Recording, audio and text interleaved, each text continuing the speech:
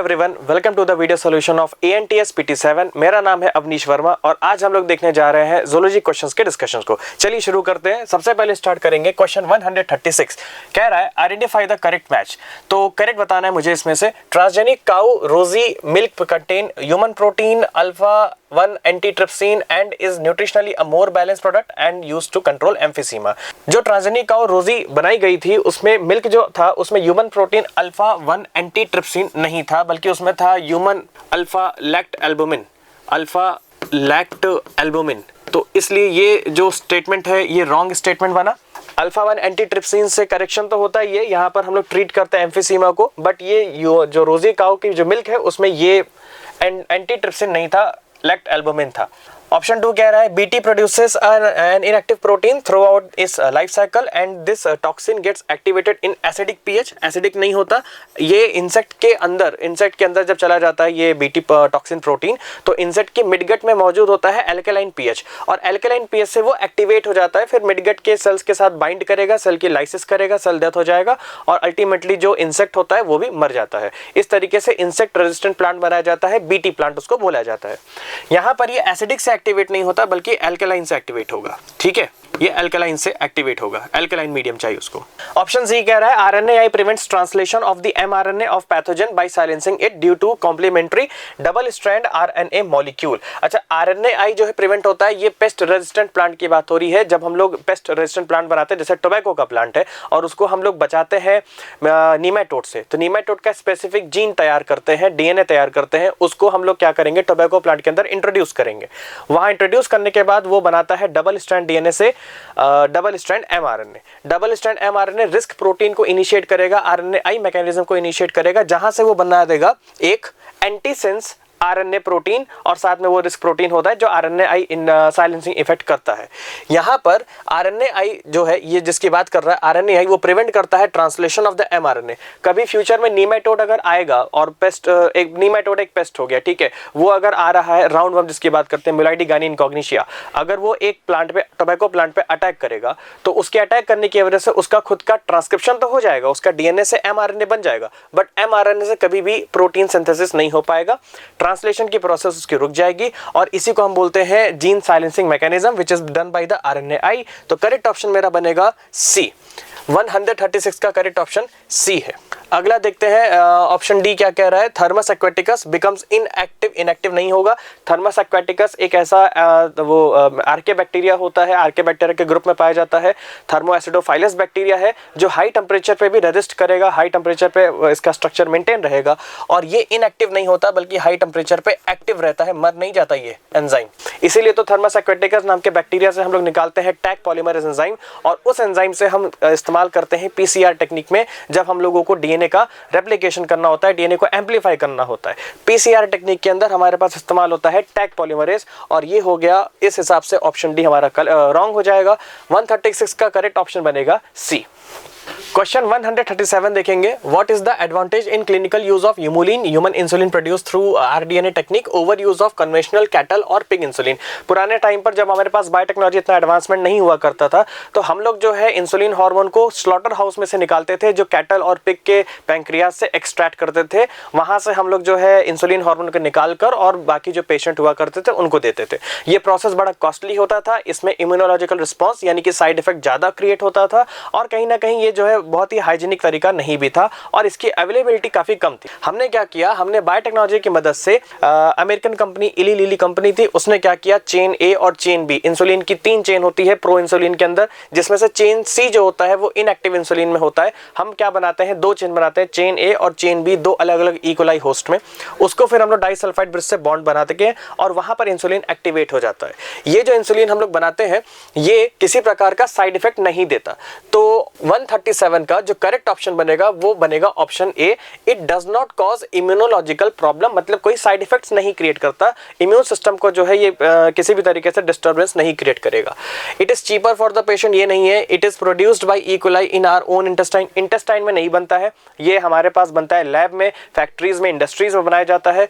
It is not effective, ये भी गलत ऑप्शन हो जाएगा। 137 का करेक्ट ऑप्शन ए है। क्वेश्चन 138 देख लेते हैं। Identify the disease which is characterised by the following symptom. तो अगर लंग्स के एल्वेलाई में फ्लूइड भर गया है, फीवर और चिल्स, हेडेक आ रहे हैं, ठीक है, ठंड लग रही है, कपकपी आ रही है, सिर दर्द कर रहा है, कफिंग खांसी आ रही है, तो ये पूरे सिम्टम्स है बन रहे हैं निमोनिया के। तो 138 का करेक्ट ऑप्शन ए बनेगा। देखो डिप्थेरिया जो होता है वो स्यूडो मेम्ब्रेन बनती है गले में, थ्रोट इन्फेक्शन होता है ये। स्मॉल पॉक्स स्किन में इन्फेक्शन हो जाता है। हेपेटाइटिस लीवर का इन्फेक्शन है। तो हमारे पास यहाँ पूछ रहा है ये सारे सिम्टम्स लंग्स के लिए हैं, तो ये निमोनिया बन जाएगा। 138 का करेक्ट ऑप्शन ए बनेगा। चलिए देखते हैं 139, विच of the following set is not an example of divergent evolution. अच्छा, नॉट कह रहा है, डाइवर्जेंट एवोल्यूशन मतलब ये पूछना चाह रहा है कि कौन सा कन्वर्जेंट है। ठीक है, जब नॉट डाइवर्जेंट पूछ रहा है दैट मीन्स कि ये पूछना चाह रहा है कौन सा कन्वर्जेंट है। हमारे पास ये 4 एग्जाम्पल दे रखा है और हमसे पूछ रहा है क्वेश्चन कन्वर्जेंट। अब कन्वर्जेंट एवोल्यूशन पूछ रहा है, मतलब कि कन्वर्जेंट एवोल्यूशन मतलब इसको डाइवर्जेंट एवोल्यूशन मतलब क्या हो जाता है? डाइवर्सन होमोलॉगी में हमें देखने को मिलता है। जब हम होमोलॉगस स्ट्रक्चर्स पढ़ते हैं तो होमोलॉगस जो है वो डाइवर्जेंट एवोल्यूशन है, और कन्वर्जेंट क्वेश्चन हमसे पूछ रहा है कन्वर्जेंट मतलब हमें ढूंढना है एनालॉगस। ठीक है, एनालॉगस। अब एनालॉगस का मतलब क्या होता है? एनालॉगस का मतलब ये होता है कि जिसका ओरिजिन, जिन दो स्ट्रक्चर्स की ओरिजिन डिफरेंट होती है बट फंक्शन सेम होता है। ओरिजिन डिफरेंट होगा बट जो फंक्शन होगा, फंक्शन इज सेम। तो फंक्शन सिमिलर होगा और ओरिजिन डिफरेंट होगी, उसको हम बोलते हैं एनालॉगस, और वो हो गया कन्वर्जेंट एवोल्यूशन। कन्वर्जेंट क्यों बोल रहे हैं? क्योंकि जो फंक्शन होता है वो सेम हैबिटेट में आने के बाद एक तरीके का फंक्शन वो दिखाते हैं दोनों स्ट्रक्चर्स, इसलिए उसको हम बोलते हैं कन्वर्जेंट एवोल्यूशन। अब यहाँ पर मेरे पास कौन सा एनालॉगस है, कौन सा कन्वर्जेंट है वो समझना है। देखो, वर्टिब्रेट हार्ट और ब्रेन, इनका ओरिजिन स्ट्रक्चर सिमिलर है। वर्टिब्रेट का हार्ट और वर्टिब्रेट का ब्रेन ऑलमोस्ट सिमिलर स्ट्रक्चर ही होता है। अगर हम स्टार्ट करते हैं मछलियों से, स्टार्ट करते हैं पाइसेस, एम्फीबिया, रेप्टिलिया, सबके पास वही हार्ट सेम है, कार्डियक स्ट्रक्चर्स का बना होता है, बस केवल चेंबर्स का डिफरेंस होता है। तो ऑलमोस्ट उनकी जो एनाटमी है, बेसिक एनाटमी, बेसिक स्ट्रक्चर्स वो सिमिलर है, फंक्शंस भी सिमिलर है, तो होमोलॉगस ही होगा। ठीक, मार्सुपियल्स एंड डार्विन फिंचेस। अच्छा, अगर मैं मार्सुपियल्स की बात करता हूं तो जो मार्सुपियल्स में जितने भी एनिमल्स थे वो अपनी एक कॉमन पॉइंट से ओरिजिनेट करके डिफरेंट हैबिटेट में रेडिएट कर गए थे। उनके रेडिएट कर जाने के बाद उन सभी का फंक्शन अलग अलग हो गया था, तो उनकी ओरिजिन जो थी वो कॉमन थी बट फंक्शन अलग अलग था। तो यहाँ पर वो हो गया क्या? होमोलॉगस, इसको हम होमोलॉगस बोल देंगे। डार्विन फिंचेस की बात करते हैं। डार्विन फिंचेस में भी सेम था। गैलापागोस आइलैंड पे जो एक सारी फिंचेस यानी बर्ड्स थी वो एक कॉमन पॉइंट से रेडिएट किए थे अलग अलग आइलैंड पे। तो डिफरेंट आइलैंड पे जाने के बाद उनका सबका बीक अलग अलग अडॉप्ट कर गया था according to their feeding pattern. कोई सीड ईटर है, कोई फ्रूट ईटर है, कोई इंसेक्ट ईटर है। तो डिफरेंट बर्ड्स का जो बीक था वो अलग अलग था, इसलिए उनके अंदर क्या हो गया, जब हैबिटेट डिफरेंट हो गया तो फंक्शन भी डिफरेंट हो गया, सीड का स्ट्रक्चर अलग अलग हो गया। यहां पर ये भी नहीं बनेगा। Sweet potato and potato. अब स्वीट पोटैटो और पोटैटो, इनमें अगर हम ध्यान से समझें तो स्वीट पोटैटो की ओरिजिन क्या है? एक्चुअल में स्वीट पोटैटो क्या होता है? एक्चुअल में स्वीट पोटैटो एक रूट है, it is a root modification. Sweet potato एक रूट का मॉडिफिकेशन है और पोटैटो का मॉडिफिकेशन ये किस चीज का है? स्टेम मॉडिफिकेशन है। लेकिन क्योंकि ये दोनों स्वीट पोटैटो और पोटैटो ये दोनों ही अंडरग्राउंड पाए जाते हैं, जमीन के नीचे, तो इनका जो काम है, फंक्शन है, वो होता है स्टोरेज ऑफ फूड। तो जब ये फूड का स्टोरेज करते हैं तो इनका फंक्शन सिमिलर हो जाता है। तो कहीं 139 का जो करेक्ट ऑप्शन बनेगा मेरे पास सी बनेगा, क्योंकि जो स्वीट पोटैटो है और पोटैटो है इन दोनों का ओरिजिन तो अलग अलग है। स्वीट पोटैटो रूट है, पोटैटो स्टेम है, तो ओरिजिन अलग अलग बट फंक्शन सेम। फंक्शन क्या है? ये है फूड का स्टोरेज करना, दोनों ही फूड स्टोर करते हैं। डी कह रहा है four limbs of the vertebrate. Four limb of vertebrate ये होमोलॉगस है। होमोलॉगस ऑर्गन मतलब कि एक प्रकार से डाइवर्जेंट एवोल्यूशन है। डाइवर्जेंट कैसे हो गया? क्योंकि यहाँ जितने भी वर्टिब्रेट्स हैं, हर एक वर्टिब्रेट्स के पास जैसे कि जो फोर लिम्स का स्ट्रक्चर होता है वो ऑलमोस्ट सिमिलर होता है, लेकिन उनका फंक्शन जो होता है वो अलग अलग होता है। तो यहाँ पर जब ओरिजिन सेम है और फंक्शन अलग अलग है तो इसलिए ये हो गया हमारे पास डाइवर्जेंट एवोल्यूशन या फिर होमोलॉगस। और क्वेश्चन हमसे क्या पूछ रहा है? नॉट डाइवर्जेंट मतलब कि होमोलॉगस या फिर नॉट डाइवर्जेंट मतलब कि एनालॉगस पूछ रहा है। एनालॉगस हमको बताना है, कन्वर्जेंट बताना है, तो उसके लिए मेरे पास 139 का करेक्ट ऑप्शन सी बनेगा। चलिए देखते हैं 140 cave paintings by prehistoric human can be seen at. जो केव पेंटिंग बनाई गई थी प्री हिस्टोरिक ह्यूमंस के द्वारा, होमो सैपियन क्रो-मैग्नन की बात कर रहा है ये, तो वो लोग जो केव पेंटिंग किए थे वो Bhimbetka rock shelter in Raisen district of the MP, Madhya Pradesh में था। तो इसका डायरेक्ट आंसर मार्क करेंगे, 140 का सी बनेगा।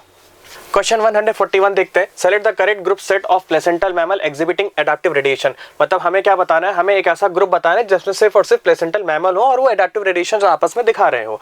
तो मेरे पास ये जो मोल है, एंट ईटर है और फ्लाइंग स्क्विरल है, ये तीनों ही जो ग्रुप है ये करेक्ट ग्रुप होगा प्लेसेंटल मैमल का। तो ये जो है मेरा 141 का करेक्ट ऑप्शन ए बनेगा। बाकी ऑप्शंस देख लेते हैं।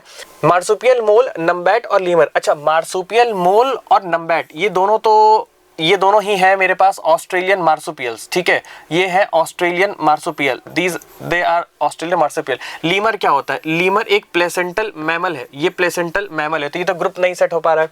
सी कह रहा है तस्मानियन वुल्फ। तस्मानियन वुल्फ एक ऑस्ट्रेलियन मार्सुपियल है, ऑस्ट्रेलियन मार्सुपियल। बॉबकैट क्या है? बॉबकैट प्लेसेंटल मैमल होता है। फ्लाइंग फैलेंजर ये ऑस्ट्रेलियन मार्सुपियल है। ठीक है, स्पॉटेड कस्कस ये ऑस्ट्रेलियन मार्सुपियल है। Wolf placental mammal. Tasmanian tiger cat Australian marsupial. तो करेक्ट जो ग्रुप बन रहा है वो यही बन रहा है, मोल एंड ईटर और फ्लाइंग स्क्विरल, ये तीनों ही जो एनिमल है वो प्लेसेंटल मैमल्स को बिलोंग करते हैं। 141 का ऑप्शन ए बनेगा। Question 142, in a molecular diagnostic procedure using autoradiography, a radioactive probe is allowed to hybridize with DNA fragments from a clone of cells if the specific gene in these cells has undergone a mutation. Which of the following outcomes is observed regarding the photographic film? ये हम लोग बात कर रहे हैं RDNA technology के through ऑटोरेडियोग्राफी। ऑटोरेडियोग्राफी में क्या होता है, अगर हमारे पास हमको ये पता करना है कि हमारा कोई DNA या फिर कोई RNA म्यूटेशन में जा चुका है, तो उसको हम कैसे फिगर आउट करेंगे? हमारे पास पहले से आर्टिफिशियली लैब में प्रिपेयर प्रोब मौजूद होता है। प्रोब क्या होता है? प्रोब होता है सिंगल स्ट्रैंड डीएनए या फिर सिंगल स्ट्रैंड आरएनए। उसके ऊपर हम लोग रेडियो एक्टिव उसको रेडियो लेबल कर देते हैं, मतलब एक रेडियो एक्टिव एलिमेंट उसके ऊपर अटैच कर देते हैं। तो हमारे पास क्या होगा, हमारे पास एक मान लो सपोज कर लो सिंगल स्ट्रैंड का डीएनए है। ठीक है, ये मेरे पास सिंगल स्ट्रैंड डीएनए है या फिर सिंगल स्ट्रैंड आरएनए है। इसके ऊपर रेडियो एक्टिविटी मैंने लगा रखी है, रेडियो लेबल इसको कर दिया है। ठीक, ये मेरा प्रोब है और ये प्रोब की कॉम्प्लीमेंटैरिटी होती है हमारे जो नेचुरल डीएनए है उसके साथ। म्यूटेशन वाले डीएनए के साथ कॉम्प्लीमेंटैरिटी नहीं होती, क्योंकि म्यूटेशन तो रैंडम है, म्यूटेशन कभी भी हो सकता है, कैसा भी म्यूटेशन हो सकता है। तो इस केस में अगर मुझे ये पता करना है, ये जो हमारे पास लैब में प्रोब होता है, ये प्रोब हमारा सिंगल स्ट्रैंड का होगा, या तो डीएनए होगा या तो आरएनए होगा। दोनों के ऊपर, चाहे डीएनए हो चाहे आरएनए हो, दोनों के ऊपर हमारे पास ये रेडियो एक्टिव एलिमेंट लेबल होता है। इस चीज को हम लोग कहते हैं प्रोब।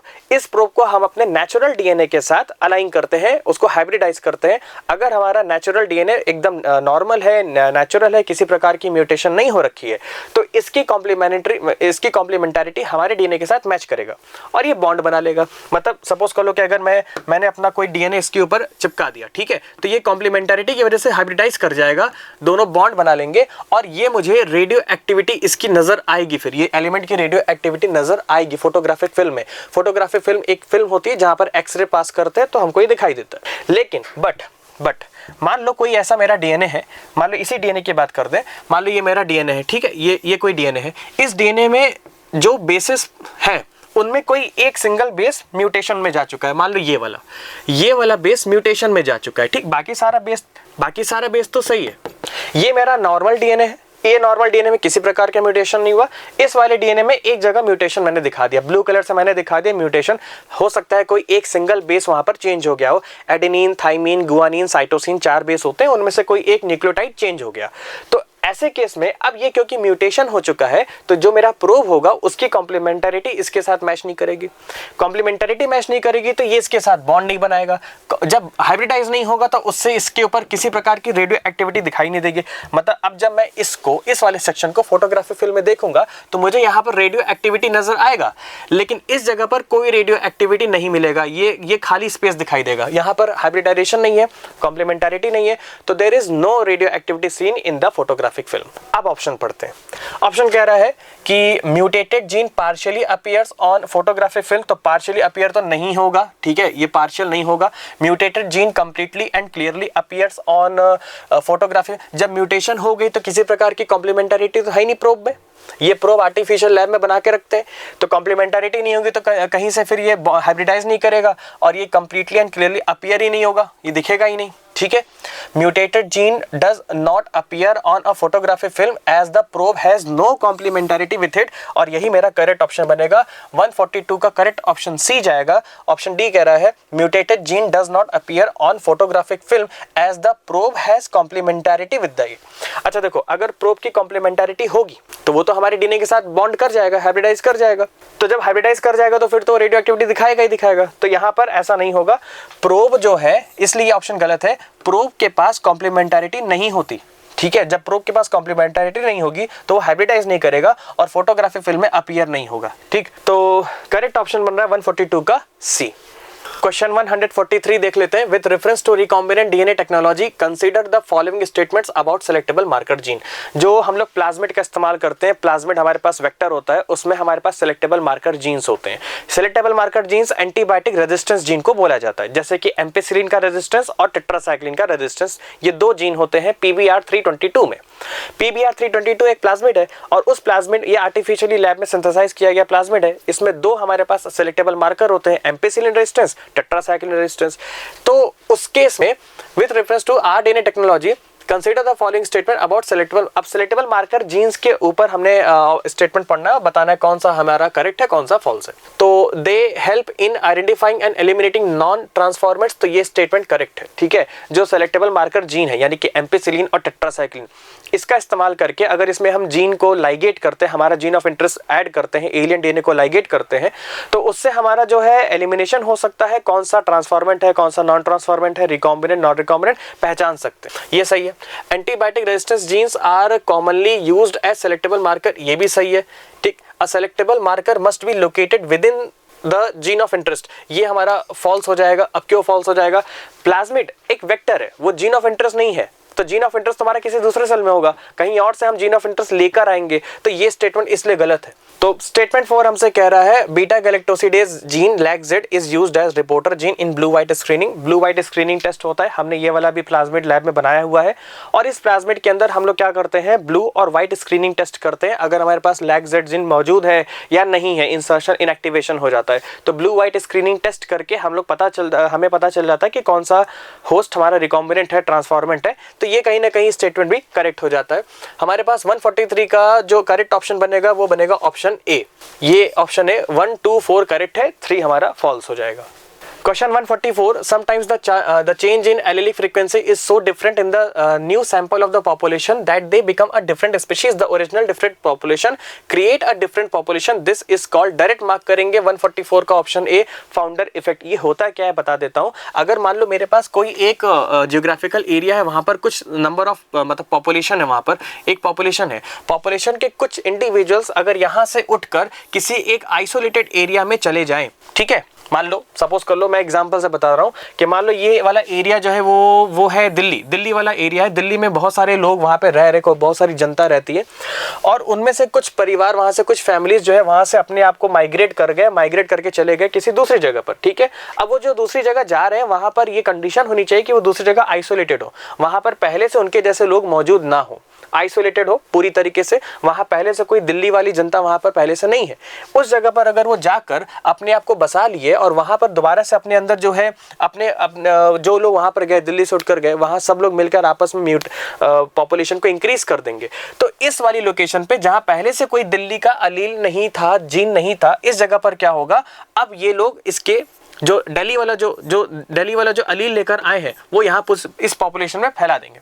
तो ये जो इफेक्ट होता है ना, इसको हम फाउंडर इफेक्ट कहते हैं। इस जगह पर दिल्ली का अलील पहले तो था ही नहीं, वो लोग यहाँ से आकर यहाँ पर बस गए और यहाँ बसने बाद उन्होंने अपने अलील फैला दिया, तो ये जो लोग आए थे स्टार्टिंग में उसको हम कहते हैं फाउंडर, और इस इफेक्ट को कहते हैं फाउंडर्स इफेक्ट। दिमाग में अगर आ रहा हो कि जीन माइग्रेशन क्यों नहीं होगा, उसके पीछे रीजन है, जीन माइग्रेशन ये कंडीशन नहीं होती, जीन माइग्रेशन में ये कंडीशन नहीं होती कि वहां पर पहले से कोई रह रहा है या नहीं रह रहा है। बात समझ में आ रहा है? जीन माइग्रेशन किसी आइसोलेटेड स्पेस की बात नहीं करता है। आइसोलेटेड स्पेस मतलब वहां पर पहले से वो अलील हो भी सकती है और नहीं भी हो सकती। अगर मैं जीन माइग्रेशन की बात कर रहा हूँ तो उसमें अलील हो भी सकता है, नहीं भी हो सकता है, उसमें कोई कंडीशन नहीं है।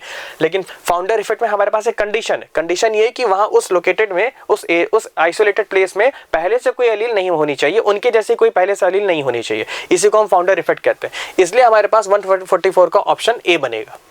Question 145, extinct human ancestor who ate only fruits and hunted with stone weapon was. तो इसका डायरेक्ट मार्क करेंगे 145 का ऑप्शन ए, ऑस्ट्रेलोपिथेसाइंस। ये स्टोन एज के टाइम पर मौजूद थे, उन्होंने स्टोन वेपन बनाया था और सिर्फ फ्रूट्स खाते थे। यहाँ पर ये होमो इरेक्टस की बात करते हैं, मीट ये खाए थे।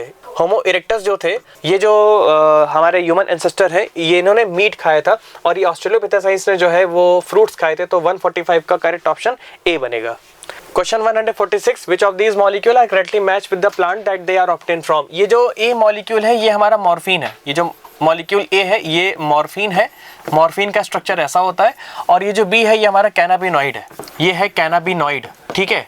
अब ये दो अलग अलग मॉलिक्यूल है। मॉर्फिन ये है, कैनाबिनॉइड है। मॉर्फिन हमको मिलता है पेपेवर सोम्निफेरम से और कैनाबिनॉइड हमको मिलता है कैनाबिस सटाइवा से। करेक्ट ऑप्शन सी बन जाएगा, 146 का ऑप्शन सी।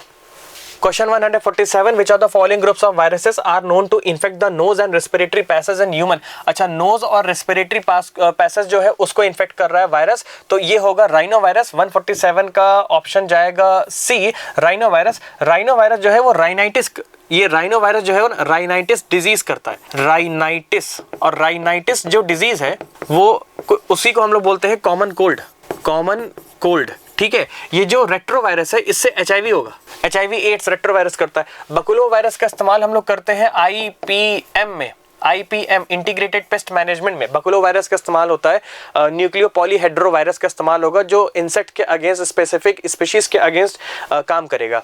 ऑन्कोजेनिक वायरसेस वो वायरस होते हैं जो कैंसर कराते हैं, ठीक है, ये कैंसर कराएगा। क्वेश्चन पूछा है नोज और रेस्पिरेटरी पैसेज में जो इन्फेक्शन करेगा वो होता है राइनो वायरस। और अगर यही लंग्स तक चला जाएगा, मान लो अगर इन्फेक्शन हमारा लंग्स तक पहुंच गया तो निमोनिया कॉज करेगा फिर। खैर 147 का करेक्ट ऑप्शन सी बनेगा। क्वेश्चन 148 कह रहा है consider the following statement regarding AIDS. AIDS के रिगार्डिंग हमको समझना है। स्टेटमेंट 1 कह रहा है HIV primarily infects CD4+ receptors, T lymphocytes and macrophages leading to a progressive decline in immune function. तो जब एचआईवी वायरस हमारे बॉडी में अटैक करता है तो वो उन सेल्स पे जाता है जहां पर CD4 रिसेप्टर्स होते हैं। और हमारे बॉडी में ह्यूमन बॉडी के अंदर CD4 रिसेप्टर्स कहाँ होते हैं? नंबर 1 मैक्रोफेजेस, दूसरा होता है T हेल्पर सेल्स, ये T लिम्फोसाइट में कौन सा सेल? T helper cell. और बाकी होते हैं वेजाइना के अंदर, वेजाइना डेंड्राटिक सेल्स होते हैं वहां पे फीमेल के अंदर। तो ये जो एचआईवी वायरस है वो अफेक्ट करेगा, वहां पर इन्फेक्ट करेगा, ये बात सही है। स्टेटमेंट 1 करेक्ट है, स्टेटमेंट 1 करेक्ट है। स्टेटमेंट 2 कह रहा है The decline in CD4 T cells makes the patient susceptible to opportunistic infections like TB and pneumonia। जब ये HIV वायरस हमारे बॉडी में अटैक करता है तो वो CD4 रिसेप्टर्स पे अटैक करेगा। CD4 रिसेप्टर मैक्रोफेज में होता है और मैक्रोफेज को इस्तेमाल करता है HIV फैक्ट्री की तरह, अपना नंबर कंटिन्यूसली इंक्रीज करता रहेगा, वहां से अपने आप को बेबी प्रोजेनी बनाता रहेगा, बेबी वायरस बनाएगा, बन के अगले सेल्स पे अटैक करेगा। तो मैक्रोफेज को HIV फैक्ट्री की तरह इस्तेमाल करता है। लेकिन जो T हेल्पर सेल्स होता है वहां पर नंबर इंक्रीज करने के बाद, अपना नंबर रेप्लिकेट करने के बाद वो उसको सेल को बर्स्ट कर देता है। T हेल्पर सेल्स का नंबर धीरे धीरे कम होने शुरू हो जाता है। T हेल्पर का नंबर जैसे ही बहुत ज्यादा ड्रास्टिकली कम हो जाएगा तो कहीं ना कहीं उसके अंदर, हमारे बॉडी के अंदर जो है वो इन्फेक्शन आ जाएगा और वो HIV एड्स जो है वो पूरी तरीके से फैल जाएगा। तो एड्स की कंडीशन उस समय आती है जब T हेल्पर सेल्स का नंबर काफी ज्यादा ड्रास्टिकली कम हो जाता है। और जो अपॉर्चुनिस्टिक इन्फेक्शंस होते हैं, एनवायरनमेंट में छोटे छोटे माइक्रोब्स और बैक्टीरिया है वो हमारे बॉडी में अटैक करना शुरू कर देते हैं, क्योंकि हमारी बॉडी का इम्यून सिस्टम काफी ज्यादा चैलेंज हो चुका है, कॉम्प्रोमाइज हो चुका है और हम लोग उससे बच नहीं पाएंगे। फिर वो हो जाता है TB हो जाता है, कैंसर हो जाता है और ये निमोनिया हो जाता है और उससे फिर इंसान मर जाता है। तो स्टेटमेंट 2 भी अपने आप में करेक्ट है। करेक्ट ऑप्शन बताना है और मेरा करेक्ट ऑप्शन जाएगा both statement 1 and 2 are true but 2 is not the correct explanation of A, क्योंकि करेक्ट एक्सप्लेनेशन ये दे नहीं पा रहा है। स्टेटमेंट 2 में, अच्छा, इस स्टेटमेंट 1 का करेक्ट एक्सप्लेनेशन क्या होता है जो अभी मैंने एक्सप्लेन किया, leading to progressive decline in immune functions, उसको ये स्टेटमेंट 2 में अगर हमें करेक्ट एक्सप्लेनेशन देना होता तो वो ये देना होता जो मैंने अभी बोला है, जैसे कि अगर वायरस अटैक कर रहा है CD4 सेल्स की T हेल्पर सेल्स पे तो उसको बर्स्ट कर रहा है, सेल को डिस्ट्रॉय कर रहा है, तो सेल डिस्ट्रॉय करेगा तो नंबर कम हो जाएगा। ये अगर स्टेटमेंट 2 में कहीं ऐसा मेंशन होता तो बात सही होती। खैर 148 का ऑप्शन बी हो जाएगा। क्वेश्चन 149 देखते हैं। Graft rejection of a transplanted kidney in a patient is mainly due to which of the following immune responses. तो हमारे बॉडी में या पर्सन की बॉडी में किसी प्रकार का टिश्यू या फिर ऑर्गन अगर ट्रांसप्लांटेशन किया जाता है तो उसमें जो इम्यून सिस्टम उसको रिस्पॉन्सिबल है रिजेक्ट करने के लिए वो है CMI, cell mediated immune response. 149 का ऑप्शन ए बनेगा। 150 mucosa associated lymphoid tissue MALT constitutes about what percentage about the lymphoid tissue in the human body. हमारे बॉडी में जो लिम्फोइड टिश्यूज का पार्ट होता है वो 50% का पार्ट होता है, माल्ट अपने पास रखता है ये। ऑप्शन डी 150 का ऑप्शन डी बनेगा। माल्ट जो है वो म्यूकस से रिलेटेड है और म्यूकस हमारे बॉडी में 3 अलग अलग पैसेज में मौजूद होता है। रेस्पिरेटरी पैसेज, इसके अलावा एलिमेंट्री कैनाल में, इसके अलावा यूरोजेनिटल डक्ट में। तो अलग अलग मेजर जगह पर हमारे पास म्यूकस मौजूद होता है और वो म्यूकस बॉडी में आने वाले फॉरेन पैथोजेंस, एंटीजेंस को ट्रैप करेगा, फंसाएगा। तो इसलिए ये 150 का करेक्ट ऑप्शन डी होगा। वो 50% से भी ज्यादा कंट्रीब्यूट करता है माल्ट हमारे बॉडी के इम्यून सिस्टम को। क्वेश्चन 151 देख लेते हैं। Which of the following statement accurately differentiates the functions of the spleen from that of the lymph node. अच्छा, स्प्लीन और लिम्फ नोड के फंक्शन में डिफरेंस बताना है। Spleen serve as a filter for lymph, ठीक है, and tissue fluid, whereas lymph nodes are responsible for filtering blood. No, it is wrong. lymph में blood ही नहीं है, lymph अलग है, blood अलग है, तो lymph node में blood कहाँ से filter होगा, गलत हो जाएगा। spleen provide a micro environment for T lymphocytes maturation, फिर से गलत हो गया। spleen में T lymphocyte का maturation नहीं होता, T lymphocytes की maturation होती है thymus gland के अंदर। ये mature होगा thymus gland के अंदर, ठीक है। तो T lymphocytes का फॉर्मेशन होता है बोन मैरो में, लेकिन मैच्योरेशन होता है थाइमस ग्लैंड में, तो गलत हो गया। While lymph node provide a site for proliferation, तो ये तो सही है। While lymph node provide site for proliferation मतलब होता है lymph node एक ऐसी environment देता है जहां पर एंटीजन एंटीबॉडी इंटरेक्शन होता है, जहां पर हमारे पास जो एंटीजन होते हैं उसको पकड़ के एंटीबॉडी मारते हैं, ऐसा समझ लो, ठीक है। और लेकिन ये बी जो स्टेटमेंट जो है ये रॉन्ग हो जाएगा, पूरा ऑप्शन गलत हो जाएगा। सी कह रहा है the spleen act as a large reservoir of erythrocytes and filters blood, ये करेक्ट है। whereas lymph node trap antigens entering the lymph node and tissue fluid, तो ये करेक्ट ऑप्शन सी बनेगा। 151 का करेक्ट ऑप्शन जो है वो सी है। स्प्लीन एक ऐसा लिम्फॉइड ऑर्गन है जिसके अंदर आरबीसी, उसको हम लोग ब्लड बैंक भी कह देते हैं, ग्रेव यार्ड ऑफ आरबीसी भी कह देते हैं। एक्सीडेंटल केस के अंदर वो आरबीसी अपने पास स्टोर करता है और वहां से ढेर सारी आरबीसी को निकालता है। तो स्प्लीन जो है वो रिजर्वायर होता है आरबीसी का, ये सही है। ब्लड को फिल्टर करता है, वो भी सही है। लिम्फ नोड जो है वो एंटीजन को ट्रैप करेगा, जैसा मैंने बताया लिम्फ नोड जो है एंटीजन को ट्रैप करता है लिम्फ में और टिश्यूज फ्लूइड में जो आता है, और वहीं पर फिर वो प्रोलिफरेट करवाएगा एंटीबॉडीज को। तो करेक्ट ऑप्शन सी जाएगा। डी कह रहा है the spleen is a primary lymphoid organ whereas lymph node are secondary lymphoid organ. अच्छा, स्प्लीन और लिम्फ नोड ये दोनों सेकेंडरी लिम्फॉइड ऑर्गन है, ठीक है, प्राइमरी नहीं होता। प्राइमरी लिम्फॉइड ऑर्गन का एग्जांपल क्या है? बोन मैरो है, बोन मैरो, और क्या है? थाइमस ग्लैंड है, थाइमस ग्लैंड। तो bone marrow, thymus gland primary lymphoid organ है, स्प्लीन और लिम्फ नोड ये दोनों सेकेंडरी लिम्फॉइड ऑर्गन है। 151 का करेक्ट ऑप्शन सी बनेगा। क्वेश्चन 152 असर्शन कह रहा है according to Hugo de Vries speciation occur through saltation. अच्छा, यूगो डी वेरीज ने म्यूटेशन के बारे में ज्यादा जिक्र किया था। उन्होंने बताया था कि नई स्पीशीज कैसे आती है। अगर कोई नई स्पीशीज आना होगा तो पुरानी जो स्पीशीज होती है उसके अंदर किसी प्रकार से सडन रैंडम डायरेक्शनलेस मैनर में म्यूटेशन हो जाएगा, उसका जेनेटिक कॉम्पोजिशन अपने आप चेंज हो जाएगा सडन किसी म्यूटाजन की वजह से, और म्यूटेशन आ जाने के बाद वो एक नया स्पीशीज बन जाएगा क्योंकि इसका एलीलिक फ्रीक्वेंसी चेंज हो जाएगा काफी हद तक। इस प्रोसेस को बोलते हैं साल्टेशन। साल्टेशन मतलब होता है single step large mutation, that is known as saltation. तो असर्शन स्टेटमेंट करेक्ट है। रीजन कह रहा है de Vries believe that mutations are random directionless causing single step large variation that lead to new species, ये भी correct हो जाएगा। 152 का ऑप्शन ए बनेगा। both assertion reason are true and reason is the correct explanation of the assertion।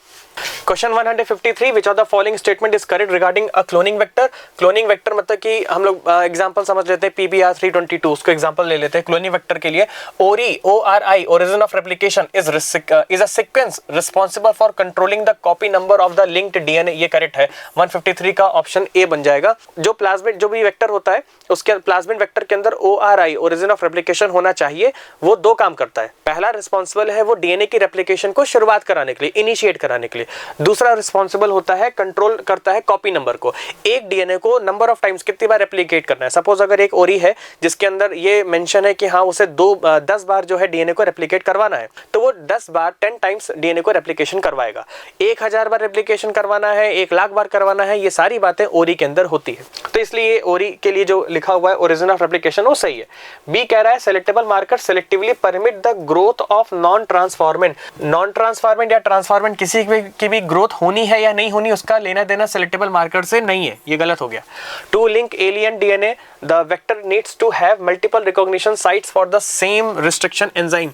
उल्टा multiple नहीं होना चाहिए, एक ही होना चाहिए। अगर आपको एलियन डीएनए प्लाज्मिड डीएनए के अंदर हमें लिंक करना है, तो वेक्टर जो कि मेरा प्लाज्मिड है needs to have single recognition sequence, single recognition site for the same restriction enzyme. जैसे फॉर एग्जांपल अगर मेरे पास एक प्लाज्मिड है, ये मान के चलो मेरा कोई प्लाज्मिड है, इसमें अगर इको R1 ये इस जगह पर लोकेटेड है, ये रेस्ट्रिक्शन एंजाइम की रेस्ट्रिक्शन साइट इस जगह पर लोकेटेड है, तो ये मल्टीपल जगह और नहीं होनी चाहिए। अगर इसकी मल्टीपल साइट हो जाए तो हमारा प्लाज्मिड के कई टुकड़े हो जाएंगे, वो नहीं करना, हमें सिर्फ एक जगह से उसको कट करना है, एक जगह से क्लीव करना है। तो मान लो इको R1 अगर यहाँ पर भी है, इको R1 यहाँ पर भी है, इको R1 यहाँ पर भी है, अब मल्टीपल जगह अगर इको R1 हुआ तो हमने इको R1 एंजाइम डाल दिया। इको R1 एंजाइम डालेंगे तो हमारा प्लाज्मिड मल्टीपल पीसेस में हो जाएगा, ये गलत है। तो इसलिए इको R1 की सिर्फ सिंगल साइट होनी चाहिए। डी कह रहा है the ligation of alien DNA is preferably carried out at the ओरी सीक्वेंस। देखो लाइगेशन अगर हमें करवाना है, अपने एलियन डीएनए को लिंक करवाना है किसी प्लाज्मिड से, तो उसके लिए हम सेलेक्टेबल मार्कर वाली जगह हम बेटर जो है सेलेक्ट करते हैं। सेलेक्टेबल मार्कर वही एंटीबायोटिक रेजिस्टेंस जीन, जैसे कि सपोज PBR322 है तो उसके लिए हमारे पास बनेगा एम्पिसिलिन रेजिस्टेंस जीन और टेट्रासाइक्लिन रेजिस्टेंस जीन। उन दो जगहों पर हम लोग उसको अपने एलियन डीएनए को लिंक कराते हैं। तो ओरी सीक्वेंस पे कैसे लिंक करा देंगे, वरना ओरिजिन ऑफ रेप्लिकेशन पे अगर हमने इसको कट किया, वहां पे एलियन डीएनए को चिपका दिया, पहली बात तो कट नहीं कर पाएंगे क्योंकि फिलहाल के लिए वहां पर कोई रेस्ट्रिक्शन एंजाइम अवेलेबल नहीं है। अगर हमने करा भी दिया, उसको काट करके वहां पे चिपका भी दिया, तो वो तो इनएक्टिव हो गया, ओरिजिन ऑफ रेप्लिकेशन इनएक्टिव हो जाएगा, तो फिर रेप्लिकेशन स्टार्ट कैसे होगी, तो ये गलत हो गया। तो 153 का करेक्ट ऑप्शन ए बनेगा। Question 154, which of the following statements accurately describe the principle and diagnostic scope of the ELISA test? ELISA test से हम लोग पहचानते हैं बॉडी के अंदर एंटीजन आया है कि नहीं, और अगर आया है तो उससे एंटीबॉडी बना है कि नहीं बना है, किसी भी प्रकार का। ELISA ज्यादातर हम लोग टेस्ट करते हैं HIV के लिए। अगर HIV वायरस हमारे बॉडी में इंट्रोड्यूस हो जाए तो वो अपना एंटीजन लेकर आएगा, वो हमारी इम्यून सिस्टम को जो है अवेक करेगा और इम्यून सिस्टम बनाएगी हमारी एंटीबॉडी एंटीजन के खिलाफ। तो अगर एंटीजन और एंटीबॉडी का इंटरेक्शन हमारे बॉडी में चल रहा है, इसका मतलब ये है कि HIV पॉजिटिव हमारी बॉडी के अंदर HIV वायरस है और वो पर्सन जो होगा वो HIV पॉजिटिव हो जाएगा। ऐसे कंडीशन पे हमारे पास ये किस चीज में बेस्ड है, ELISA टेस्ट जो होता है वो एंजाइम लिंक्ड इम्यूनोसॉर्बेंट ऐसे बोला जाता है।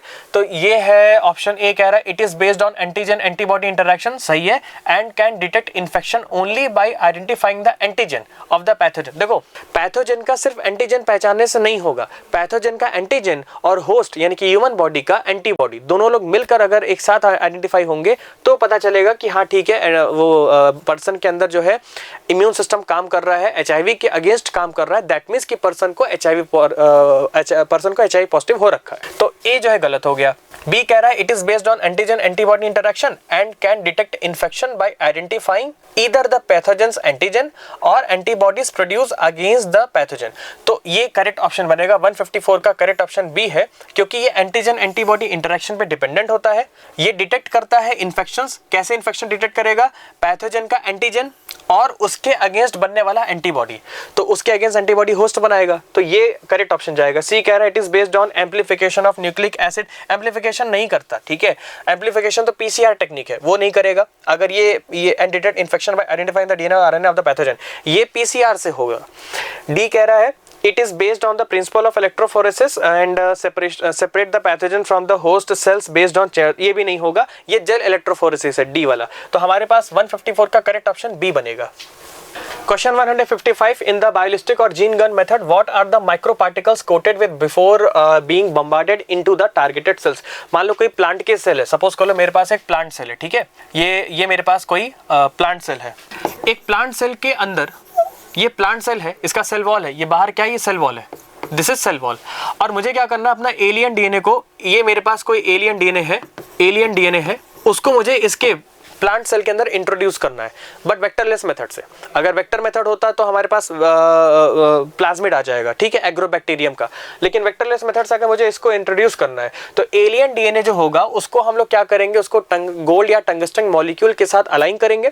सपोज कर लो एलियन डीएनए को ले लिया और गोल्ड का मॉलिक्यूल ले लिया, ठीक है, गोल्ड या टंगस्टन के साथ हम उसको अलाइन करेंगे, अटैच करेंगे और इसको हाई वेलोसिटी से बम्बार्ड करेंगे इस प्लांट सेल के अंदर, तो डायरेक्टली न्यूक्लियस के अंदर वो पहुंच जाएगा वेक्टरलेस मेथड से।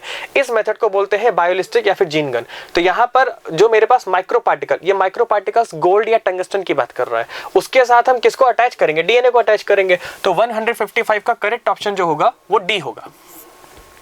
156, if a scientist wants to introduce a drought resistant gene into a wheat crop, which method would be most appropriate? अब मेरे पास एक वीट क्रॉप है, ठीक है, उसमें मुझे एज अ साइंटिस्ट, ये साइंटिस्ट क्या करना चाह रहा है, वो ड्रॉट रेजिस्टेंस जीन उसके पास मौजूद है, जो पानी कम होगा तो उस प्लांट को बचाएगा। तो उसके लिए हमें वीट क्रॉप के अंदर अगर इंट्रोड्यूस करना है तो हमें कौन सा मेथड अपनाना होगा। 156 का करेक्ट ऑप्शन ए बनेगा। क्यों बनेगा, क्योंकि जो ये वीट क्रॉप है, ये वीट क्या हो गया, मोनोकॉट हो गया, ये वीट क्या हो गया, मोनोकॉट हो गया। तो मोनोकॉट प्लांट के अंदर हम जीन गन का इस्तेमाल करते हैं, बायोलिस्टिक, ये इसका इस्तेमाल करेंगे और डायरेक्टली बम्बार्ड करेंगे हाई वेलोसिटी से, अपने एलियन डीएनए को उसके अंदर इंट्रोड्यूस कर देंगे। टीआई प्लाज्मिड क्यों नहीं करेंगे, क्योंकि टीआई प्लाज्मिड मिलता है एग्रोबैक्टीरियम टुमिफेशियन से और ये होता है फॉर डाइकॉट्स। अगर मुझे डाइकॉट में इन्फेक्शन करवाना होता तो शायद मैं टीआई प्लाज्मिड ले लेता, इसलिए इसका इस्तेमाल नहीं करेंगे। रेट्रोवायरल वेक्टर किसके लिए होता है, फॉर एनिमल, एनिमल के लिए इस्तेमाल करेंगे, एनिमल हो गया, ह्यूमन हो गया, ठीक है, उसके लिए। ट्रांसफॉर्मेशन यूजिंग CaCl2, इससे कैल्शियम क्लोराइड की मीडियम हम रखते हैं, तो इसलिए 156 का करेक्ट ऑप्शन ए बनेगा for the monocots. 157, which prehistoric man lived in Near East and central Asia between 1 lakh to 40,000 years back. Directly NCERT की लाइन है और ये करेक्ट ऑप्शन बनेगा 157 का D, Neanderthal man. Neanderthal man जो थे वो 1 लाख पहले से 1 लाख साल पहले, 40,000 साल पहले लगभग वो ईस्ट और सेंट्रल एशिया के रीजन में पाए जाते थे। 158, in the production of genetically engineered insulin Humulin, why were the A and B peptide chains produce separately in E coli. देखो ई कोलाई के अंदर हमने चेन ए और चेन बी, इंसुलिन की 2 चेन को बनाया था, अलग अलग बनाया था, ठीक है। उसके पीछे रीजन क्या है, ये क्वेश्चन हमसे पूछ रहा है कि why were the A and B chains produce separately in E coli. उसके पीछे रीजन ये कि देखो अगर हमने चेन ए और चेन बी को अलग अलग एक साथ बनाते तो पहली बात तो यहाँ पर प्रो इंसुलिन बनता चेन सी। ई कोलाई बैक्टीरिया के पास ऐसी कोई मशीनरी नहीं है कि वो ए बी सी चेन को बना के और सी चेन को क्लीव कर पाए। तो सी चेन को क्लीव नहीं कर पाएगा, कट नहीं कर पाएगा, हमें एक्टिव इंसुलिन चाहिए। एक्टिव इंसुलिन और प्रो इंसुलिन में डिफरेंस होता है। देखो जो प्रो इंसुलिन होता है, जो प्रो इंसुलिन होगा उसमें मेरे पास एक तो चेन ए है, दूसरा चेन बी है, ठीक है, और एक होता है चेन सी। तो ए बी सी 3 चेन होती है, जिसमें से हमारे पास काम की कौन सी चेन होती है, देखो ए बी सी 3 चेन है, उसमें से हमारे पास एक्टिव जो होता है वो ए और बी होता है, बीच में डाइसल्फाइड ब्रिज भी होगा। तो हमें क्या करना है, हमें एक्टिव इंसुलिन बनाना है। हमें क्या करना है, हमें एक्टिव इंसुलिन बनाना है। एक्टिव इंसुलिन में ए होगा और बी पेप्टाइड होगा, सी नहीं होगा। ई कोलाई बैक्टीरिया के पास ऐसे कोई सेलुलर मशीनरी नहीं होती कि वो सी वाली चेन को बना पाए और उसको फिर क्लीव कर पाए, उसको कट कर पाए एंजाइमेटिकली। हम लोग क्या करते हैं, ई कोलाई अलग अलग बैक्टीरिया लेंगे, उसमें एक में ए बनाएंगे, एक में बी बनाएंगे और उसके बाद उसको हम लोग डाइसल्फाइड ब्रिज से जोड़ देंगे। तो इस तरीके से एक्टिव इंसुलिन हमारे पास बनके तैयार होता है, उसको हम यूमुलिन कहते हैं।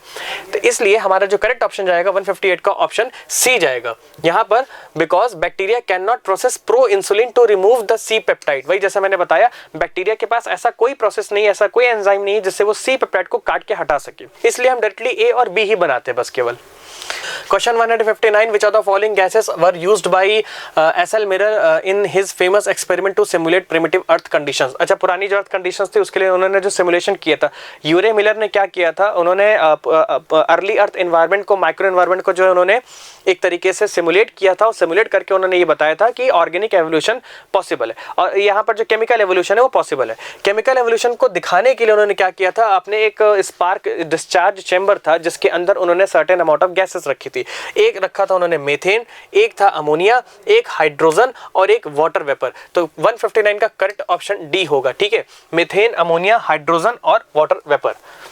Question 160, consider the following statement regarding the mechanism of allergy. Allergy का मैकेनिज्म क्या होता है, अगर किसी बॉडी को, किसी भी पर्सन को बाहर के किसी एलर्जन से एलर्जी क्रिएट हो रहा है। एलर्जी होता है exaggerated immune response. Immune response अगर बहुत ज़्यादा एग्जैजरेटेड है, सपोज किसी पर्सन को बाहर का डस्ट, माइट्स, टिक या एनी काइंड ऑफ, सपोज कर लो कि एनिमल डंडर और पॉलन और सनलाइट या हवा या फ्रेग्रेंस, स्मेल, किसी प्रकार से ये सारी चीज़ एलर्जेंस होती है। अगर किसी को वो बॉडी से एक्सपोजर मिलता है उन सारे एलर्जेंस का, तो वो बॉडी इम्यून सिस्टम जो होता है वो immune system exaggerated response create करता है। इसमें होता क्या है, सपोज कर लो अगर मुझे डस्ट से एलर्जी है तो डस्ट मेरे लिए एलर्जन है। मेरी बॉडी में अगर डस्ट एक्सपोजर होता है तो इम्यून सिस्टम वो उस एलर्जन को बहुत ही डेंजरस सिचुएशन में लेकर जाएगा, डेंजरस साइन मानेगा। उसके लिए मुझे उससे दूर हटाने के लिए, दूर भगाने के लिए क्या करेगा, एलर्जेंस के खिलाफ एक एलर्जी रिस्पांस क्रिएट करेगा। वहां पर होता क्या है, जो मास्ट सेल्स होते हैं मेरे बॉडी में, ये जो मास्ट सेल्स होते हैं उसको स्टरलाइज, उसको जो है एक्टिवेट करेगा, वहां से निकलवाएगा हिस्टामिन और सेरोटोनिन जैसा केमिकल। वहां से फिर एंटीबॉडी प्रोड्यूस हो जाएगी, IgE टाइप ऑफ एंटीबॉडी, और ये एंटीबॉडी हमारे बॉडी में एग्जैजरेटेड इम्यून रिस्पॉन्स करवाता है। फिर उसके बाद वो कफिंग, स्नीजिंग, ये सारी चीजें आना शुरू हो जाती है। तो 160 का जो दोनों स्टेटमेंट है ना वो करेक्ट है, और मेरे पास करेक्ट ऑप्शन बनेगा, बोथ 1 and 2 आर करेक्ट। 160 का करेक्ट ऑप्शन डी बनेगा। 161, if we introduce alien piece of DNA at HindIII restriction site in cloning vector PBR322, then the resultant recombinant will show। पहले हम लोग बना ही लेते हैं PBR322, ये मेरे पास PBR322 वेक्टर हो गया, प्लाज्मिड हो गया, और इसमें मुझे क्या करना है, साइट्स देख, पहले मैं साइट्स बता देता हूँ। देखो ये जो यहाँ पर ना, इस जगह पर ये साइट होती है एम्पिसिलिन रेजिस्टेंस, ये वाली साइट होती है एम्पिसिलिन रेजिस्टेंस जीन, और ये वाली जो जगह होती है ये होता है टेट्रासाइक्लिन रेजिस्टेंस। यहाँ पर टेट्रासाइक्लिन रेजिस्टेंस होगा, तो ये सेलेक्टेबल मार्कर हो गए दोनों, एम्पिसिलिन का और टेट्रासाइक्लिन का सेलेक्टेबल मार्कर है। इसके अलावा अब इसमें मैं साइट्स बता देता हूँ। देखो एम्पिसिलिन में जो साइट होती है वो एंजाइम की होती है PST1, एक होता है PVU1, ठीक है। टेट्रासाइक्लिन में होता है BAMH1 और एक होता है SAL1, ठीक। इसके अलावा सेलेक्टेबल मार्कर के बाहर हमारे पास क्या होता है, EcoR1, CLA1, HindIII होता है। एक यहाँ पर होता है रेप्लिकेशन ऑफ पिरामिड के पास, रेप्लिकेशन ऑफ प्लाज्मिड PVU2, ठीक। तो ये हो गया थोड़ा सा प्लाज्मिड समझ रहे हैं हम लोग। अब यहाँ पर हमारे पास डीएनए कहाँ लगाया गया है, HindIII कहाँ मौजूद है, HindIII outside the selectable marker है, मतलब ये इस जगह पर HindIII मौजूद है। सेलेक्टेबल मार्कर यानी कि एम्पिसिलिन और टेट्रासाइक्लिन को किसी प्रकार का इंसर्शन, इनएक्टिवेशन मिलेगा ही नहीं।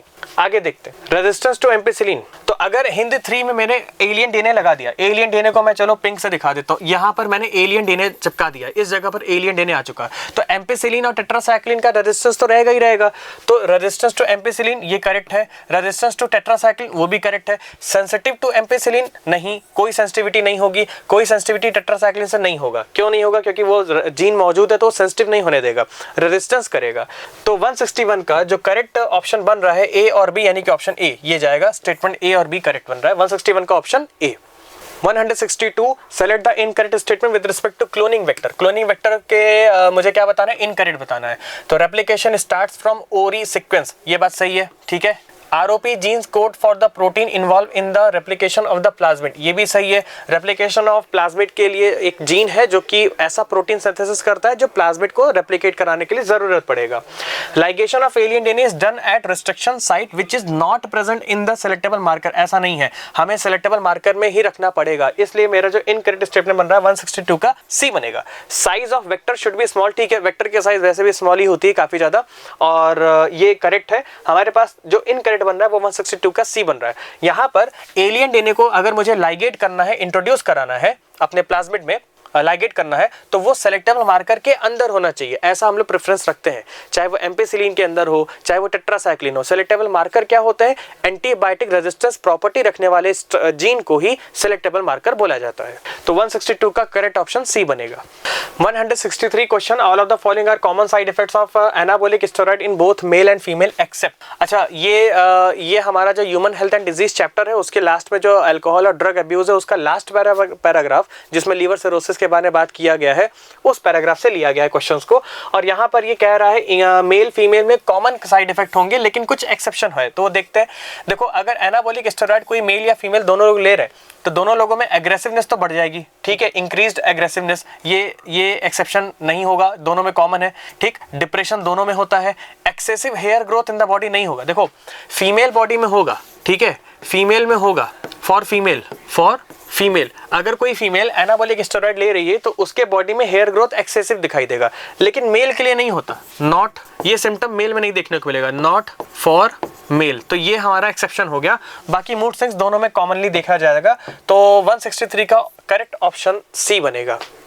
164 read the following statement A and B, choose the correct बताना है। स्टेटमेंट ए कह रहा है common cold is one of the most infectious human elements caused by rhinoviruses which infect lung. अब देखो ये स्टेटमेंट यहाँ पर गलत हो गया, सारा सब कुछ ठीक था। कॉमन कोल्ड जो है वो कभी लंग्स तक नहीं जाता, वो सिर्फ नोज और रेस्पिरेटरी पैसेज तक रहता है, लंग्स तक नहीं जाता, लंग्स तक न्यूमोनिया जाता है। तो हमारा स्टेटमेंट ए फॉल्स हो गया। स्टेटमेंट बी कह रहा है subsequent encounter with the same pathogen elicits a highly intensified amnestic response. तो देखो ये क्या स्टेटमेंट भी क्या कह रहा है, अगर एक बार कोई पैथोजन हमारे बॉडी में आया है और वो सेकंड टाइम फिर से इनकाउंटर करे, सेम एंटीजन दोबारा इनकाउंटर करता है, तो हमारा इम्यून रिस्पॉन्स सेकंड टाइम में बहुत ज्यादा तेजी से काम करता है। तो ये बेसिकली इम्यून मेमोरी की बात कर रहा है। एमनेस्टिक रिस्पॉन्स का मतलब क्या होता है, मेमोरी। एमनेस्टिक रिस्पॉन्स मतलब ये मेमोरी की बात कर रहा है, ठीक है, मेमोरी रिस्पॉन्स, ये बात कर रहा है मेमोरी रिस्पॉन्स। तो मेमोरी रिस्पॉन्स जनरेट होता है, ये बात सही है। सब्सिक्वेंट एनकाउंटर मतलब सेकंड एनकाउंटर, पहला एनकाउंटर हो गया, दोबारा फिर हो रहा है, तीसरी बार हो रहा है, चौथी बार हो रहा है, तो मतलब ये रिपीटेड एनकाउंटर की बात कर रहा है। Repeated encounter with the same pathogen elicits और highly intensified immune response. Highly intensified memory की वजह से ही तो हाईली इंटेंसिफाई हो पाएगा। तो स्टेटमेंट बी जो है मेरे पास ट्रू है, स्टेटमेंट ए जो है वो फॉल्स है। तो करेक्ट ऑप्शन क्या बनेगा, only statement B is correct. 164 का option C. 165 Widal test is a confirmatory test for typhoid, direct mark करेंगे, यहाँ 165 का एज बनेगा। क्वेश्चन 166 कह रहा है थेराप्सिड्स आर डायरेक्ट एंसेस्टर्स ऑफ। देखो थेराप्सिड्स के डायरेक्ट एंसेस्टर जो है, डायरेक्ट थेराप्सिड्स किसके एंसेस्टर है, मैमल के हैं। तो 166 का करेक्ट ऑप्शन जो है वो ए बनेगा। और यहाँ पर थेराप्सिड, ये जो प्लाइकोसॉरस है ना, ये इसका एंसेस्टर है। जैसे बात को समझो, सबसे पहले आता है सिनेप्सिड्स थे, सबसे पहले कौन थे, सिनेप्सिड्स। सिनेप्सिड्स एंसेस्टर है इनका, प्लाइकोसॉरस का। प्लाइकोसॉरस एंसेस्टर है थेराप्सिड्स का, और थेराप्सिड्स एंसेस्टर है मैमल का। ऐसा सीक्वेंस होता है। तो सिनेप्सिड्स एंसेस्टर बना प्लाइकोसॉरस, वो है थेराप्सिड्स, और वो फिर उसके बाद देगा मैमल को। ये मैमल ओरिजिनेट हुआ है, डायरेक्ट एंसेस्टर मैमल के थेराप्सिड्स है।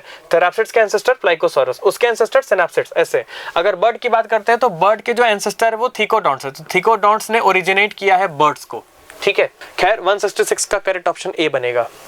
167 कह रहा है which of the following is not a physical agent to cause DNA damage leading to neoplastic transformation. Neoplastic transformation का मतलब कैंसर, ठीक है। कोई ऐसा सेल जो मतलब नियोप्लास्टिक मतलब कैंसर की बात कर रहा है, कैंसर सेल्स को नियोप्लास्टिक सेल्स कह देते हैं। तो अगर डीएनए डैमेज हो जाएगा तो उससे हमारा जो नॉर्मल सेल है वो कैंसर सेल में कन्वर्ट हो जाएगा। लेकिन डीएनए डैमेज होगा कैसे, म्यूटाजन की वजह से या कार्सिनोजन की वजह से। कार्सिनोजन क्या होते हैं, कार्सिनोजन कई प्रकार के होते हैं, फिजिकल, केमिकल, बायोलॉजिकल, कई प्रकार के। ये पूछा है नॉट अ फिजिकल एजेंट। देखो एक्स रे, गामा रेज और यूवी लाइट, ये तीनों ही हमारी फिजिकल कार्सिनोजन है। लेकिन जो टोबैको स्मोक होता है वो एक प्रकार का केमिकल कार्सिनोजन होता है। तो इसलिए हमारा जो करेक्ट ऑप्शन बनेगा, नॉट पूछा है 167 का ऑप्शन, 167 ऑप्शन डी जाएगा। ये टोबैको स्मोक क्या है, ये केमिकल है, ये केमिकल कार्सिनोजन होता है, ठीक है, केमिकल कार्सिनोजन। तो जैसे अल्कोहल हो गया, ड्रग्स हो गया, टोबैको हो गया, ये सब के सब केमिकल कार्सिनोजन में काउंट किया जाता है। बाकी रेज और लाइट जो है वो फिजिकल कार्सिनोजन है। 168 according to ancient text, folklore and poetry, roughly how many documented varieties of basmati rice are grown in India? हमारे इंडिया में बासमती की टोटल 27 वैरायटी है। 168 का ऑप्शन ए जाएगा। 2 लाख अलग अलग तरीके के चावल है हमारे इंडिया में। जो है राइस की जो वैरायटी, टोटल राइस की वैरायटी 2 लाख है, लेकिन सिर्फ बासमती पूछ रहा है क्वेश्चन हमसे, तो ऑप्शन 27 करेक्ट ऑप्शन ए बन जाएगा। 169 evolution by anthropogenic action is not a directed process in the sense of determinism। देखो evolution अगर anthropogenic action, evolution by anthropogenic evolution का मतलब क्या होता है, कोई भी ऐसा evolution, कोई भी ऐसी नई स्पीशीज का आना जिसमें ह्यूमन का इंटरवेंशन है। अगर हम इंसानों के एक्टिविटीज के द्वारा, अगर हमने किसी प्रकार की कोई ऐसे हमारी ह्यूमन के कोई ऐसी एक्टिविटी जिससे कोई ऑर्गेनिज्म इवॉल्व कर रहा है, तो उसको एंथ्रोपोजेनिक एवोल्यूशन कहेंगे। यहाँ पर एक बार क्लियर कर देते हैं, आर्टिफिशियल सिलेक्शन और एंथ्रोपोजेनिक एवोल्यूशन में, आर्टिफिशियल सिलेक्शन में हम इंटायरली हम जो है इंटेंशनली किसी ऑर्गेनिज्म को सेलेक्ट करेंगे। जैसे सपोज कर लो अभी हमने कोई गाय बनाई, साहिवाल काऊ हमने बनाया है, वो हमने आर्टिफिशियल सिलेक्शन और डोमेस्टिकेशन की प्रोसेस से बनाया है, तो वो हमने इंटेंशनली सेलेक्ट किया, that is known as artificial selection या आर्टिफिशियल एवोल्यूशन। एंथ्रोपोजेनिक एवोल्यूशन का मतलब क्या होता है, होगा ह्यूमन के ही थ्रू, लेकिन ह्यूमन उसमें इंटेंशनली इन्वॉल्व नहीं है। जैसे for example melanism, industrial melanism, जहां पर हमारे पास ब्लैक और व्हाइट कलर की मौत थी, उसमें ब्लैक व्हाइट मौत को हमने नहीं सेलेक्ट किया था, सेलेक्ट किया था बर्ड ने, ठीक है, उसके जो प्रेडेटर, लेकिन वो हमारी एक्टिविटी से सेलेक्ट हो रहा था। जब हमने इंडस्ट्रियल रेवोल्यूशन किया, वहां से जो सूटी ब्लैक फ्यूम निकलना स्टार्ट हुआ, तो वो वहां पर ब्लैक वाले कैमोफ्लॉज हो गए, व्हाइट वाले को सेलेक्ट करना स्टार्ट कर दिया। तो कोई भी ऐसा एवोल्यूशन जो ह्यूमन की हरकतों से, अगर हमारी हर एक्टिविटी से अगर वो कहीं पर एक एवोल्यूशन चल रहा है किसी ऑर्गेनिज्म का, उसमें हम लोग अनअवेयर है, हमें पता ही नहीं कि एवोल्यूशन चल रहा है, उसको एंथ्रोपोजेनिक एवोल्यूशन कह देते हैं। ये सेम चीज लागू हो जाता है मॉस्किटो के लिए। इंसेक्ट रेजिस्टेंट जो जितने भी इंसेक्ट रेजिस्टेंट हो जाते हैं, मच्छर वगैरह आते हैं, डीडीटी आते हैं, जो हम लोग हेर्बिसाइड जो छिड़कते हैं, स्प्रे करते हैं, उन सब जगहों पर ये एप्लीकेबल होता है। सब के सब एंथ्रोपोजेनिक एवोल्यूशन में काउंट किया जाता है। तो evolution by anthropogenic action is not a directed process in the sense of determinism. ये सही है। अगर इंडस्ट्रियल मेलानिज्म हो रहा है तो उसका कोई डायरेक्शन नहीं था। एक टाइम पर व्हाइट वालों को फेवर किया गया तो एक बार ब्लैक वालों को जो है फेवर किया गया था। स्टेटमेंट 1 करेक्ट है। स्टेटमेंट 2 क्या कह रहा है, evolution by anthropogenic action often result in the appearance of new varieties in a much shorter time scale than natural evolution.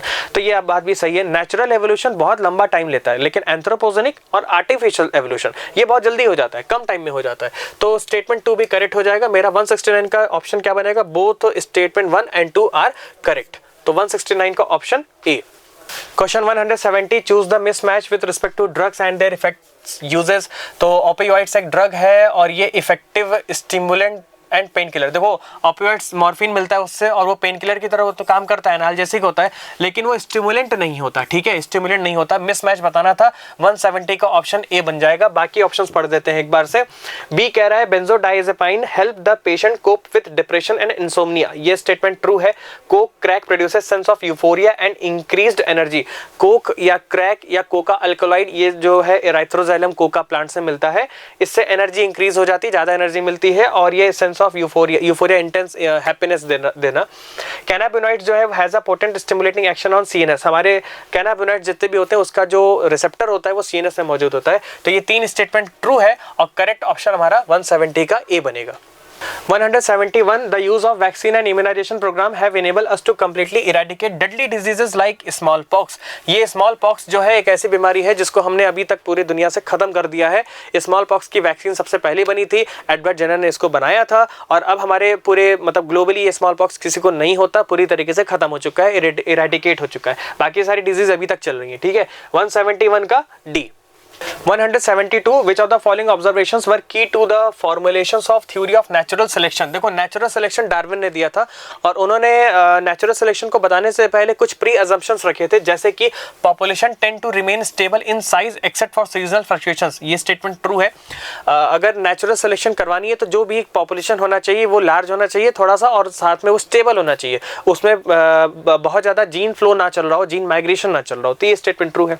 उस पॉपुलेशन के लिए जो नेचुरल रिसोर्सेस होंगे वो लिमिटेड होंगे, अनलिमिटेड नहीं होंगे, ठीक है। And grow exponentially, grow exponentially कभी हो ही नहीं सकता। रियल टाइम में, नेचुरल टाइम में हमारे पास कोई भी ऐसा पॉपुलेशन नहीं है जहां पर नेचुरल रिसोर्स अनलिमिटेड मौजूद हो और वो एक्सपोनेंशियल फेज से गुजर रहा हो, ऐसा नेचुरली नहीं होता, ठीक है। तो ये ऑप्शन 2 जो है, मतलब स्टेटमेंट 2 रॉन्ग हो गया।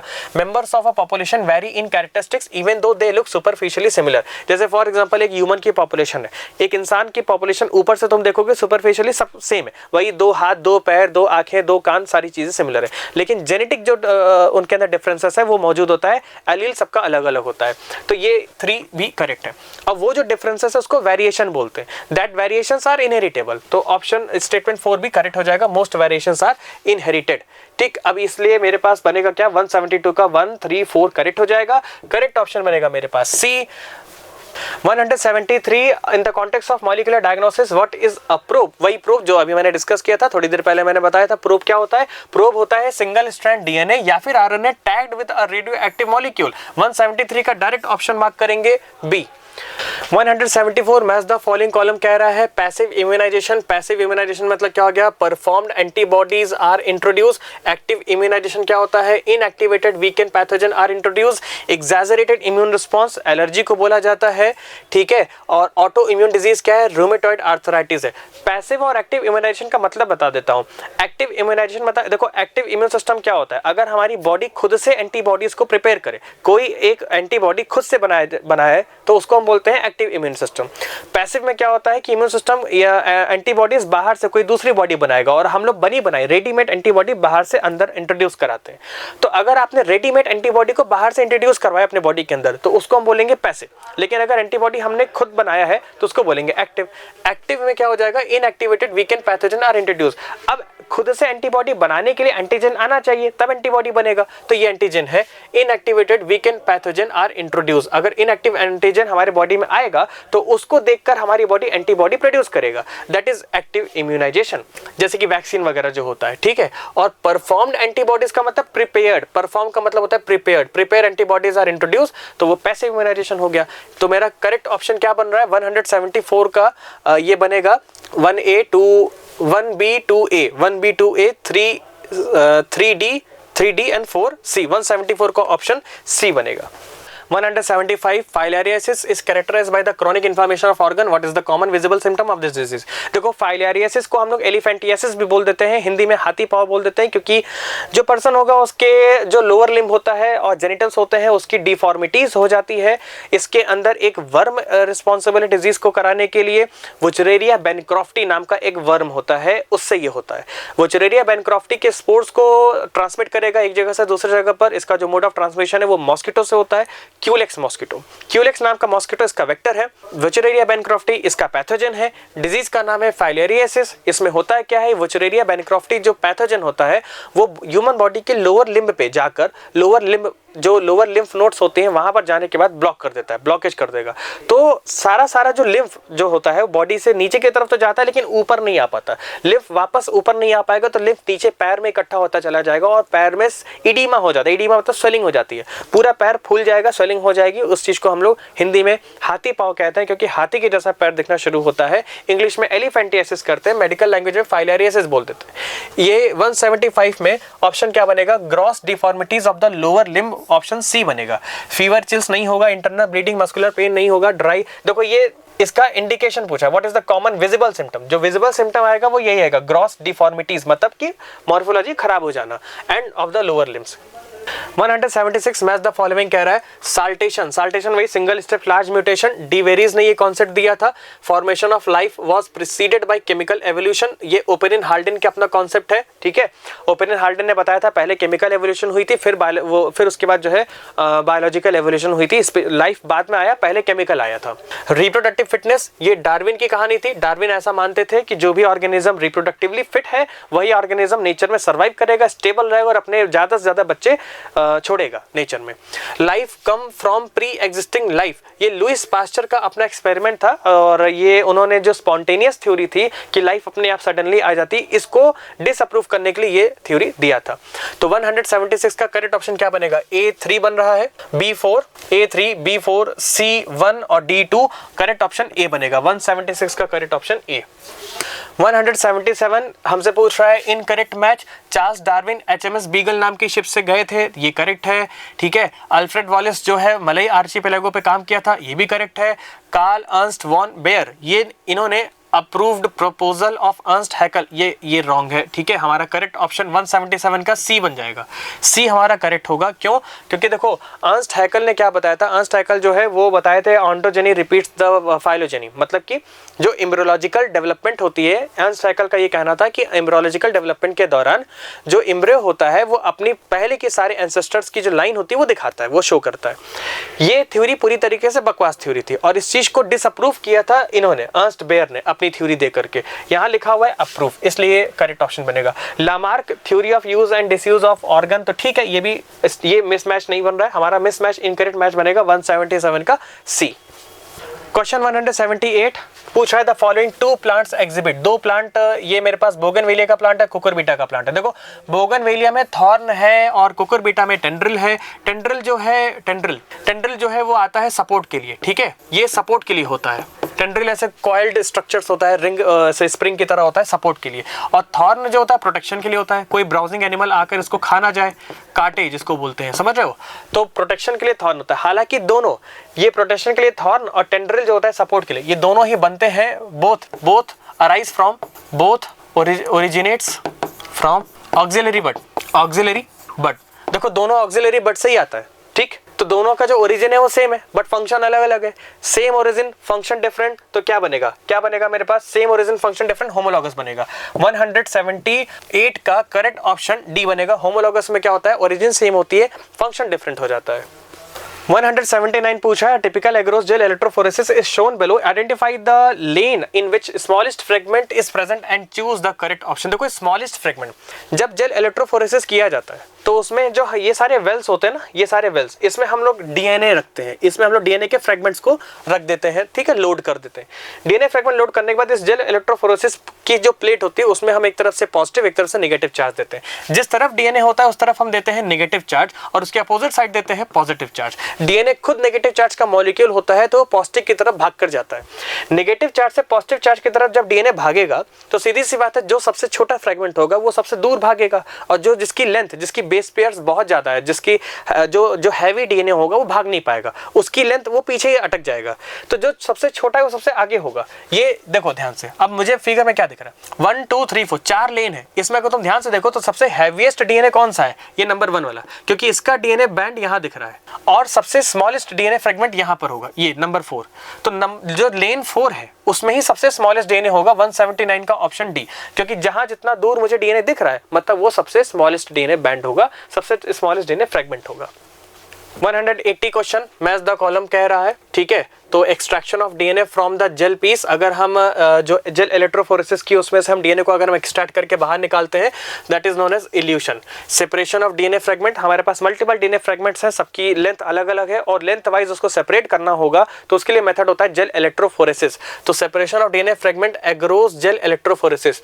स्टेनिंग ऑफ डीएनए, अगर डीएनए को कलर करना है, देखो जेल इलेक्ट्रोफोरेसिस सेपरेट तो कर लेते हैं लेकिन डीएनए दिखाई नहीं देता, डीएनए को देखने के लिए उसमें हमें कलर डालना पड़ेगा, इथिडियम ब्रोमाइड, स्टेन करेंगे, उसके बाद भी नहीं दिखाई देगा, यूवी लाइट के अंदर देखना पड़ेगा। कलर करने के बाद यूवी लाइट में हम प्लेट को लेकर जाते हैं और उसके अंदर हमें डीएनए ऑरेंज कलर का बैंड दिखाई देता है, तो स्टेन करते हैं इथिडियम ब्रोमाइड से।